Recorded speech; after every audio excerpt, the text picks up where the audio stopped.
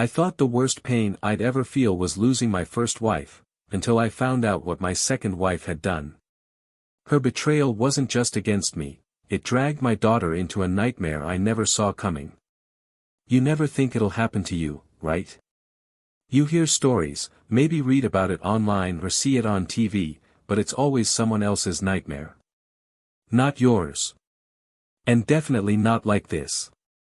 Maybe you could wrap your head around the idea of your wife cheating with another man, it'd still tear you apart, but you could at least comprehend it. But dragging my daughter into it? Into the same bed and filming it? That's not just betrayal, that's something far worse. A nightmare I wouldn't wish on anyone. You're probably thinking, what kind of man lets this happen?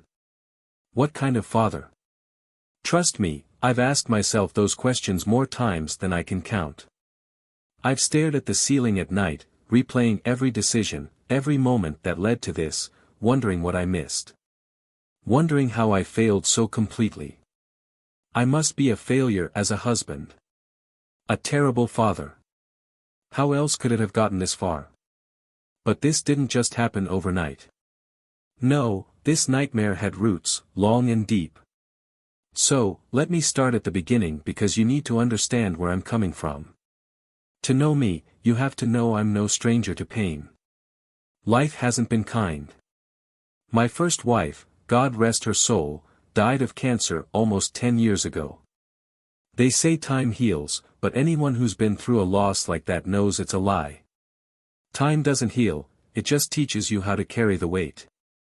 Her death left a scar on my soul that never truly faded. She was everything to me. We had a life together that I thought was unshakable. Beautiful, simple, and ours. But cancer doesn't care about beauty or love. It tore through our world without mercy. She fought, oh, how she fought, surgeries, endless chemo sessions, every treatment they could throw at her. And still, it wasn't enough. In the end, I lost her, and no amount of preparation could have softened that blow. When she died, it felt like my entire world came crashing down. And it wasn't just me. Our daughter, she was only 16 then, was shattered. Sweet 16, they call it, but there was nothing sweet about it. She lost her mom, her role model, her anchor. And I lost the love of my life. It felt like we were drowning in grief, struggling just to breathe. Back then, I didn't know how we'd survive it. But we did, or at least we tried to. I thought I was doing my best to pick up the pieces for my daughter, to be the father she needed. But now, looking back, I can't help but wonder if I failed her somehow. If I missed the cracks forming in the life I thought I was rebuilding. I tried. I really did. I gave everything I had to hold it together for my daughter and me. But let me tell you, raising a teenage girl on your own, especially after losing the love of your life, that's no easy task. Some days it felt impossible. Still, I did my best to be there for her, to keep us both moving forward, even when all I wanted to do was break down. My daughter, she's 25 now. A grown woman. She's smart, independent, with that inner strength her mom had, the kind that makes you think nothing in the world could break her. Or at least, that's what I believed. She was my pride and joy, the one thing that kept me going when everything else had crumbled. She wasn't just my daughter, she was my anchor. We were close, always had been. No matter how old she got, I still saw that 16-year-old girl who needed her dad. And beautiful. Just like her mom. She had this warmth about her, this big open heart that made you want to believe the world was still a good place. At least, that's what I thought before everything went to hell. Fast forward a few years. Life moved on, even though it felt like I was just going through the motions. Then, about 2 years ago, something happened. Someone happened. I met someone new. I wasn't looking for anyone. Honestly, after what I went through with my first wife, I didn't think I'd ever want to open myself up to that kind of love again. The loss was just too much, and the idea of starting over felt impossible. But life has a funny way of surprising you, doesn't it? Just when you've decided you're done, it throws you a curveball. And that curveball? It was her. This vibrant, confident woman who seemed to light up every room she walked into. You know the type, someone whose energy is so infectious, you can't help but feel alive when they're around. She had this spark, this undeniable presence, and for the first time in years, I felt something. Something I thought I'd never feel again. At first, our relationship was easy. It felt effortless, no drama, no baggage. Just two people enjoying each other's company. For the first time since my wife's passing, I started to feel like maybe life still had something left to offer me. And honestly, I was grateful for that. Little did I know, though, just how complicated things were about to get. That's what I thought, anyway. Being around her made me feel alive again, like I wasn't just existing but actually living. She had this way of making me forget, even if only for a little while, all the pain life had thrown my way. It felt good. More than good. It felt like hope, like maybe I'd finally found a way to move forward. After a while, things got more serious between us. We started dating, and I'll admit it, I fell for her, hard. It felt right, like this could be my second chance at happiness. The kind of love you don't think you'll ever find again, especially after losing someone like I did. About 6 months before everything fell apart, we got married. I truly believed it was the beginning of something beautiful, something solid. But little did I know, it wasn't the start of a new chapter. It was the first step toward a slow-motion disaster. She was beautiful, there's no denying that. The kind of beauty that turns heads when you walk into a room together. But it wasn't just her looks. She had this confidence about her, this way of carrying herself like she was in control of everything around her. And maybe she was, more than I realized at the time. But looking back now, there was something else about her, something I can only describe as off. At first, I ignored it, chalking it up to quirks or personal tastes. But as time went on, those little things became harder to brush aside. She had her own preferences, especially when it came to intimacy. Now, don't get me wrong, I'm no prude.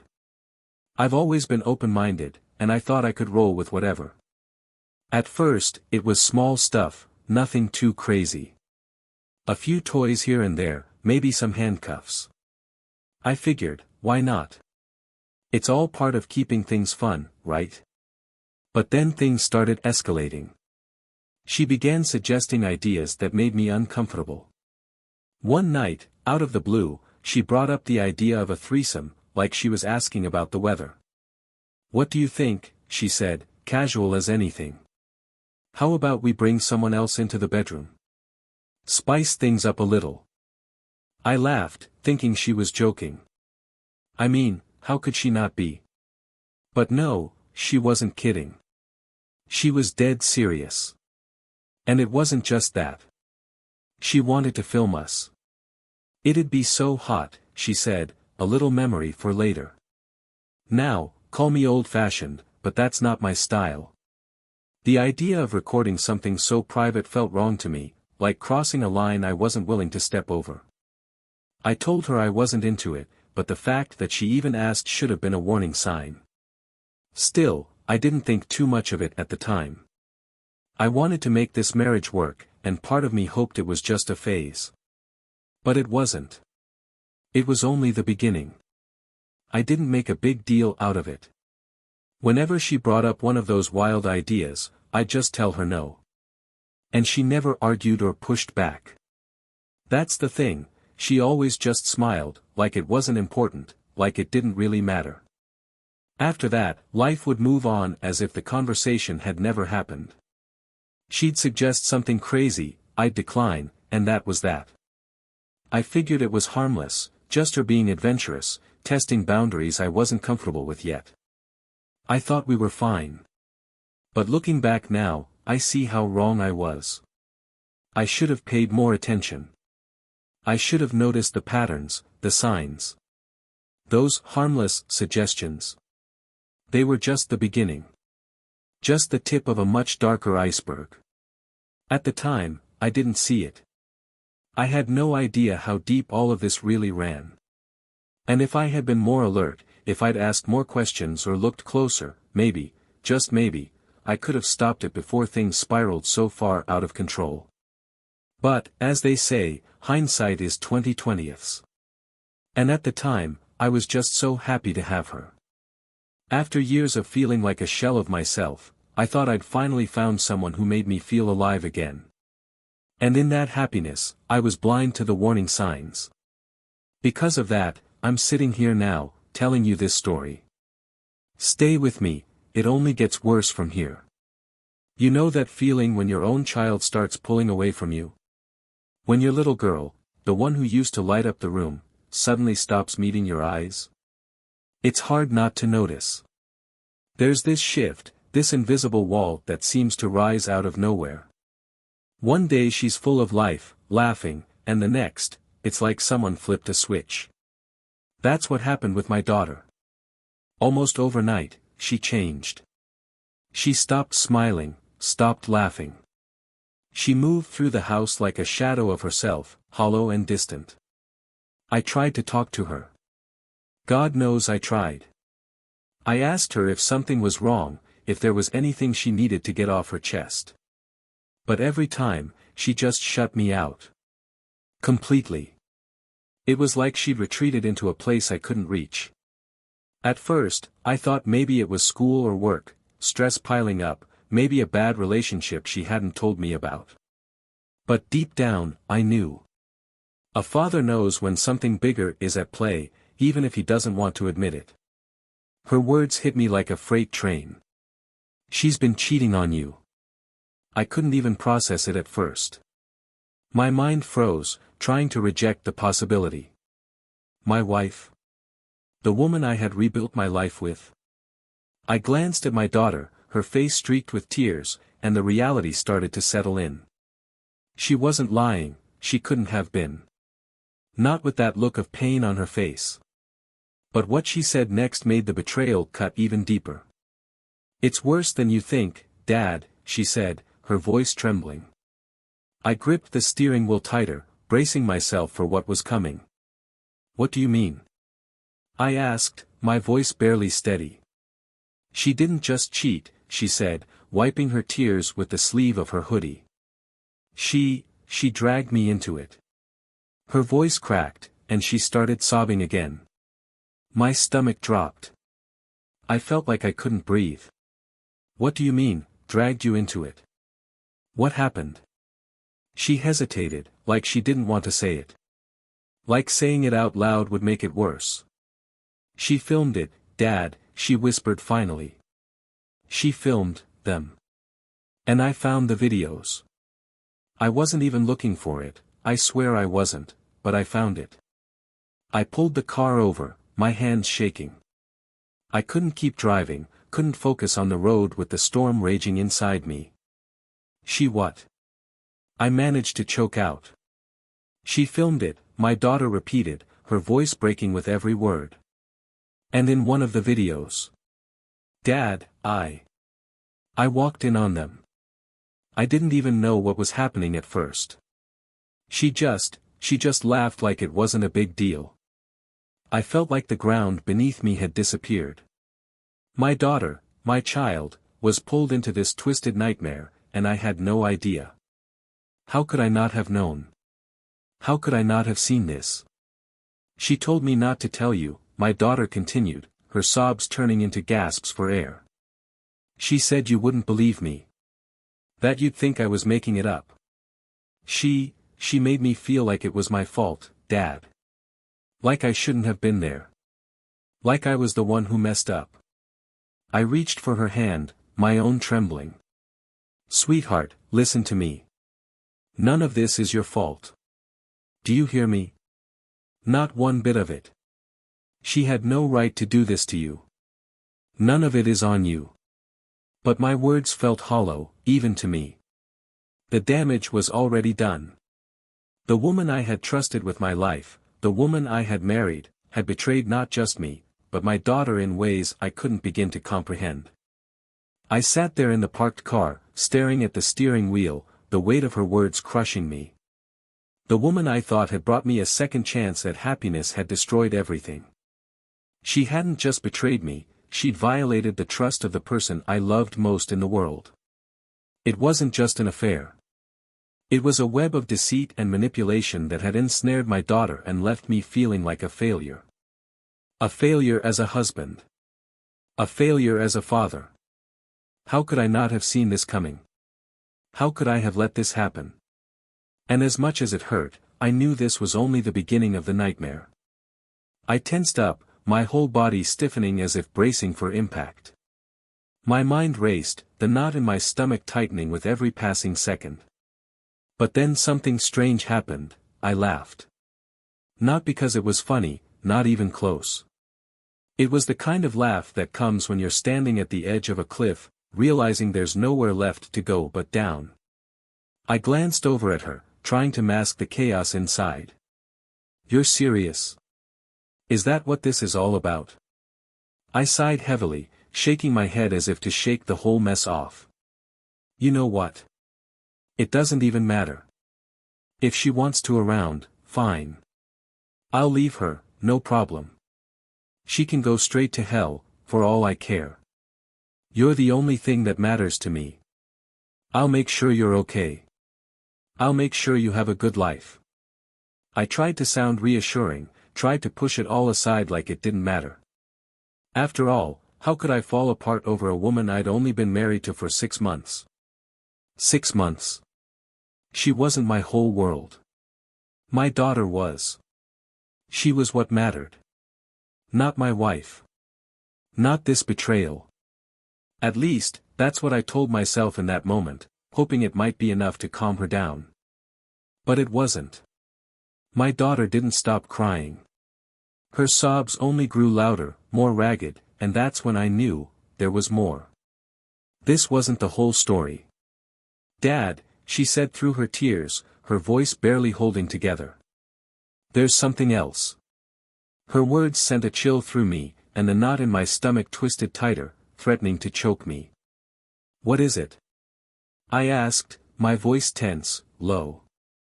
She wiped her face again, her hands trembling as she struggled to speak. "I wasn't feeling well that day. I needed some time, so I took the day off work. I just wanted to be alone, so I went home early." My pulse quickened. "And?" I pressed, my voice sharper now. I could feel it, the other shoe was about to drop. "When I got home, she was there. Your wife." Her voice cracked. But, she wasn't alone. I gripped the steering wheel harder, my knuckles turning white. "What do you mean she wasn't alone?" I asked, though part of me already knew where this was going. "There was another man with her," she whispered, her voice breaking as the words spilled out. "I saw them. They were having sleep. In your bedroom." Her words hit me like a punch to the gut, knocking the air out of my lungs. My bedroom. The space that was supposed to be ours, supposed to be sacred, was defiled. And my daughter, had to walk in on that? I couldn't move, couldn't speak. The betrayal was overwhelming, but it wasn't just about me anymore. This wasn't just my pain to bear. It was hers, too. And in that moment, I felt the weight of it all crushing down on me. I couldn't breathe. For a moment, it felt like the air had been sucked out of the car, leaving me gasping for something, anything, to anchor myself. But before I could say a word, my daughter kept going, her voice cracking with every word as she relived the nightmare. "When they saw me, they stopped," she said, her voice trembling. "They freaked out. She ran to me, Dad. She begged me not to tell you. She promised it was a mistake, that it would never happen again." My hands gripped the steering wheel so tightly that my knuckles turned white. I clenched my teeth, my jaw tightening as the rage started to simmer, bubbling just beneath the surface. But she wasn't done. "They didn't just stop there," she continued, her voice breaking apart. They asked me to join them. I blinked, my mind struggling to comprehend what she had just said. They what? I asked, my voice low, trembling, not from fear, but from the fury building inside me. They offered me wine, she said, her words spilling out in a rush. I was so shocked, Dad. I didn't know what to do.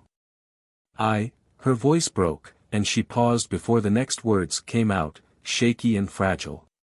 I drank it, Dad. And then I joined them. My hands were shaking now, my entire body trembling with rage and disbelief. This couldn't be real. This had to be some twisted nightmare, some horrible fabrication of my mind. But it wasn't. This was real. My own daughter, my daughter, had been dragged into something unspeakable by the woman I had trusted, by the woman I had married. They filmed it, she whispered, her voice barely audible now. They filmed everything. And now I'm scared it's going to end up online. That was it. That was the moment my world shattered into pieces I couldn't begin to pick up. The anger, the betrayal, the disbelief, it all came crashing down on me at once. It was suffocating, like a tidal wave, drowning me in its weight. I couldn't think, couldn't breathe. All I could feel was the rage boiling inside me, ready to erupt at any second. When we finally got home that night, I wasn't myself. I was a man possessed. The anger burned through my veins like wildfire, consuming every rational thought. My vision blurred with fury, my mind spiraling into chaos. The betrayal was too much. Not just the betrayal of a wife I had trusted, but the violation of my daughter. My child. The line she crossed wasn't just unforgivable, it was monstrous. I stormed through the house, a man on the edge, blinded by the need to confront the one person who had brought this hell into our lives. Every step I took was fueled by the fire inside me, growing hotter and hotter, until there was no room for anything else.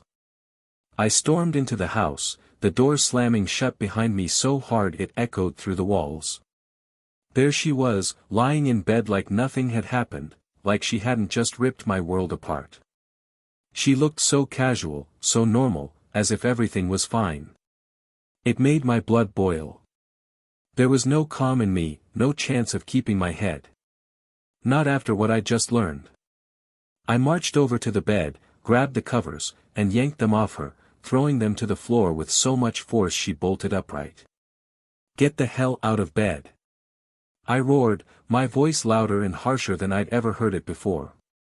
Her eyes went wide, her expression caught somewhere between confusion and fear. What are you doing? She stammered, her voice trembling. What am I doing? I spat back. What are you doing? What the hell have you done? I couldn't listen to her excuses. I couldn't stomach any pathetic attempt to deny what I already knew. I took a step closer, my fists clenched so tightly my knuckles were white. You dragged my daughter into this sick, twisted mess, I growled, the words seething with fury. And now you want to sit here and act like it's my fault. She opened her mouth to speak, but I didn't let her. I grabbed her by the shoulders, my grip firm enough to make her wince. Where is it? I demanded, my voice low and dangerous. Where's the tape? Tears welled up in her eyes, spilling down her cheeks. Her voice cracked as she stammered, I didn't mean to hurt you. I swear, I didn't want to hurt you. Her tears didn't move me. They didn't matter. Not now. Where's the tape? I growled again, shaking her just enough to make her understand that I wasn't going to let this go. It got out of control, she whimpered, her voice small and broken, but her words only fueled my rage. Finally, she told me. She told me where he lived, a few blocks away. I didn't say another word. I didn't need to. I let go of her and turned away, storming out of the house with fire coursing through my veins. The door slammed behind me with a force that rattled the entire frame. I didn't care if she stayed or packed up and left. I wasn't coming back, not until I dealt with him. The drive to his place was a blur. My mind was racing, my pulse pounding so loudly in my ears it drowned out everything else. I didn't have a plan. I didn't need one. All I knew was that I wasn't leaving without that tape, no matter what it took. It was late, well past midnight, when I pulled up in front of his place. The house was dark, quiet, like its occupants were already deep in sleep. I parked a little way down the street, stepping out of the car with a single focus, to end this nightmare. I rang the doorbell and waited. My heart was hammering, but outwardly, I forced myself to stay calm. The seconds stretched into eternity before I finally heard the shuffle of movement inside. A light flicked on, and the door cracked open just slightly. He looked groggy, half asleep, as if he wasn't sure what to expect. Taking a deep breath, I steadied my voice. "Hey, sorry to bother you so late," I said, keeping my tone as casual as possible. "I think I accidentally damaged your fence, and I wanted to compensate you for it. Can you come take a look?" He hesitated, squinting at me through the narrow opening, suspicion flickering in his tired eyes. But not enough to keep him from opening the door. That hesitation was all I needed. The moment the lock clicked, and the door creaked open just a few inches, I lunged. My fist slammed into his face before he could even register what was happening. The impact sent him staggering back, clutching at his jaw as he let out a startled cry. I stepped into the house, shutting the door behind me with one swift motion. "Where's the tape?"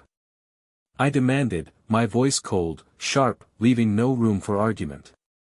He stumbled back, trying to gather himself, blood dripping from his lip. I don't know what you're talking about," he stammered, his words slurred by the swelling in his face. But his eyes told a different story, wide, panicked, darting around the room as if searching for an escape. I wasn't in the mood for games. I kicked him hard in the ribs, sending him sprawling to the floor. He groaned, curling into a ball as he gasped for air. "Don't play dumb with me," I snarled, crouching down so my face was inches from his. "You made it in my house. Now tell me where it is." He trembled, the fear radiating off him in waves. He knew he had no way out of this. With a shaky hand, he finally pointed toward a nightstand in the corner of the room. I didn't waste a second. I crossed the room, yanked open the drawer, and there it was, a small flash drive. I stared at it for a moment, the weight of its existence settling in. This little piece of plastic had the power to destroy everything even further, and now it was in my hands. I turned back to him, lying on the floor like the spineless coward he was, and without a word, I left. As I reached the street, I spotted a large stone lying by the side of the road. Without a second thought, I picked it up and hurled it through his front window. The sound of glass shattering echoed through the night, a small act of vengeance that didn't come close to the damage he deserved. But it was something. A punctuation mark to end the night. Walking back to my car, the reality of the situation hit me like a cold wave. There was no undoing what had happened. No erasing the betrayal, the violation. I knew I couldn't fix it. But one thing was certain, I couldn't go back. Not to her, not to the life we'd built. She was a cancer, and I had no choice but to cut her out of my life completely. After everything she'd done, there was no saving any of it. I wanted her gone.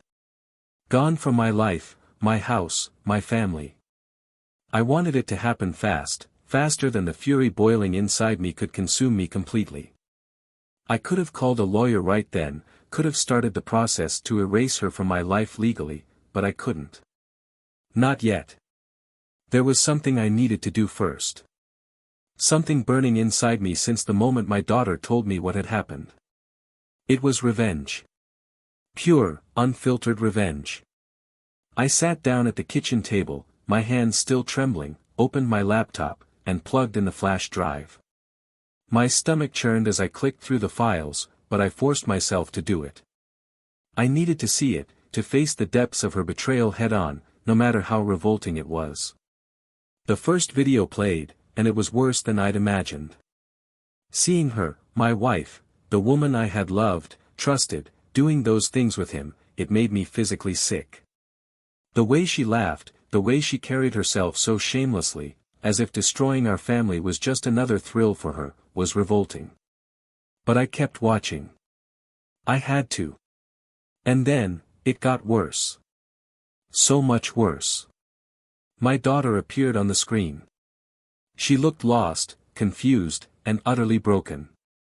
My heart shattered into 1,000 pieces seeing her like that, her vulnerability, her pain, all of it laid bare. It was like a punch to the gut, knocking the wind out of me. She didn't belong there. She shouldn't have been there. The scene played on, but I could barely stomach it. The thought of her being dragged into this twisted nightmare filled me with a rage so intense I could barely see straight. My hands gripped the edges of the laptop so tightly it felt like I might snap it in two. My blood boiled, my breath shallow and quick. I couldn't let this stay on here, not this. Not her. I deleted every single file that involved my daughter, wiping it clean from the drive. No one was going to know she had been part of this nightmare. Not if I could help it. I sat there, staring at the screen as I hit the delete button over and over again, my fingers trembling with anger and disgust. But I wasn't finished. Not by a long shot. Deleting the evidence of my daughter's involvement wasn't enough. I needed her, the woman I had once called my wife, to pay for what she had done. She had exposed my family, dragged us through the filth, and torn apart everything I had worked so hard to build. It was her turn now. I opened her social media accounts, Facebook, Instagram, Twitter, every platform she had. I added links, compiled everything that would expose her for the liar and manipulator she was. I wanted the world to see her for who she truly was. I wanted her to feel the shame, the humiliation, the utter destruction she had brought upon us. She thought she could walk away from this unscathed. She thought she could bury the damage and move on, but I wasn't going to let her. Not after what she did to me. Not after what she did to my daughter. She had shattered my world, and now it was her turn to feel the pain. I wanted the world to see her for who she truly was. Every lie she'd told, every ounce of pain she'd inflicted, I wanted it all laid bare. Sitting back in my chair, staring at the screen, I felt my heart pounding in my chest. Adrenaline and hatred surged through me, fueling every click, every keystroke. This was it. This was the moment I took back control. I started uploading the video to every site I could find. Porn sites, revenge forums, anywhere that would allow me to post it. I didn't care about the legalities, didn't care about the consequences. All I cared about was making her feel what I felt, exposed, humiliated, destroyed. I wanted her to be as broken as the family she had shattered. As I watched the progress bars fill, the rage inside me was replaced by something else, an emptiness. It was strange. This should have felt like victory, like justice, but instead, it felt hollow. Like no matter how much I wanted her to suffer, it wasn't going to erase what had happened. It wasn't going to fix anything. The next day, I called a lawyer. The conversation was professional and efficient, though I could sense the surprise in his voice as I explained the situation. We talked about the division of property, but thankfully, there wasn't much to argue over.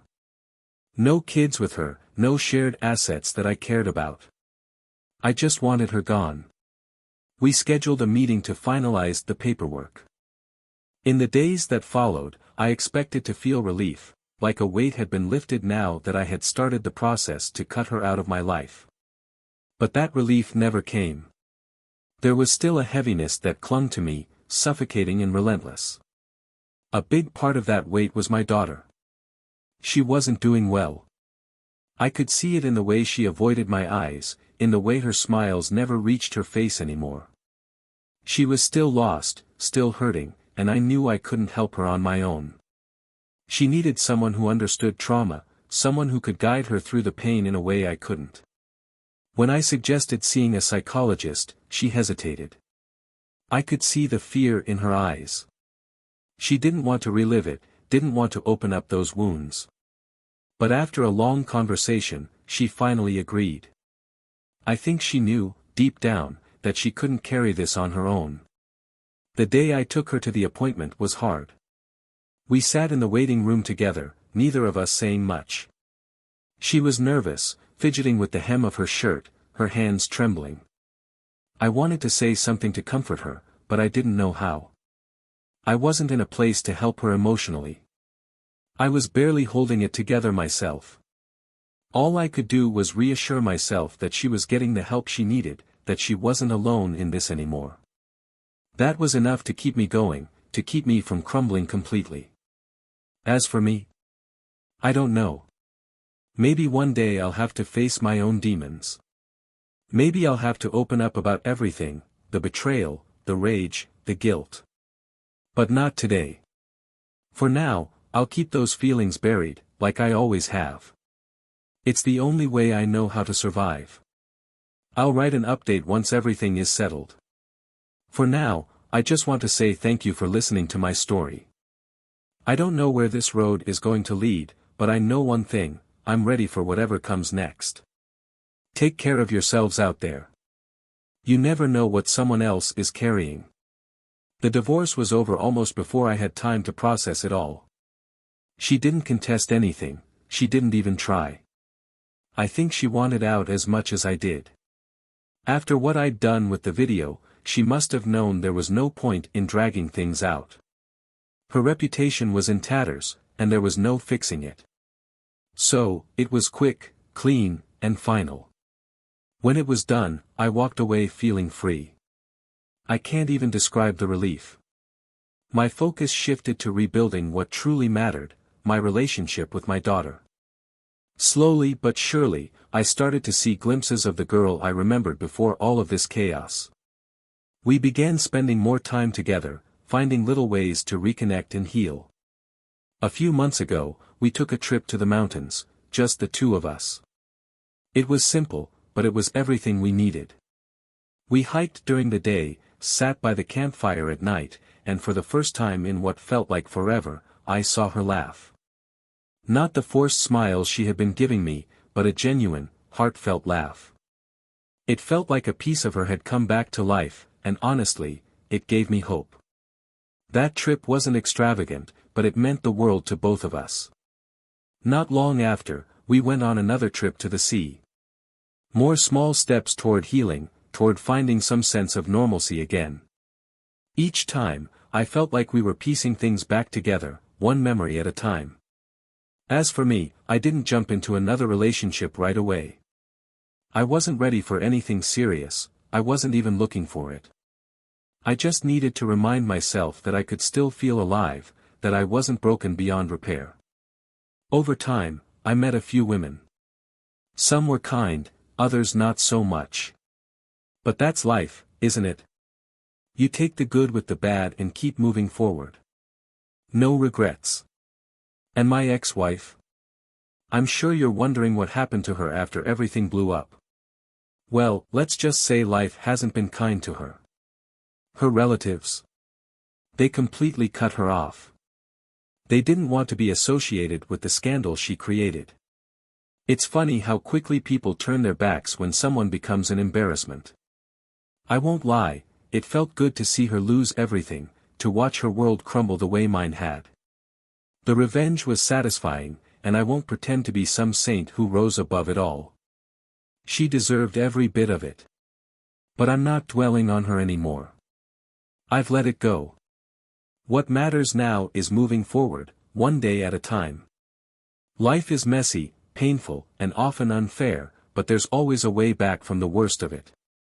It just takes time, patience, and a willingness to keep going, even when it feels impossible. To everyone who's been here, reading and supporting me through this mess, thank you. More than you'll ever know, it's helped me heal in ways I didn't expect.